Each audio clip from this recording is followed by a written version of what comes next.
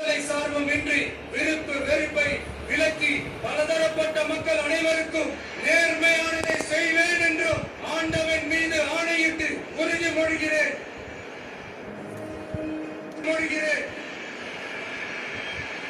வெங்கட்ராமன், நிர்மல்குமார், ராஜ்மோகன், பிரபு, கீர்த்தனா ஆகியோர் அமைச்சர்களாக பதவியேற்றனர். அமைச்சரின் கடமைகளை உரியவாறு நிறைவேற்ற தேவையான அளவு கண்டு ஒருவரிடமோ பலரிடமோ நேர்முகமாகவோ மறைமுகமாகவோ அறிவிக்கவோ வெளிப்படுத்தவே மாட்டேன் என்று ஆண்டவர் மீது ஆணையிட்டு உறுதிமொழிகிறேன்.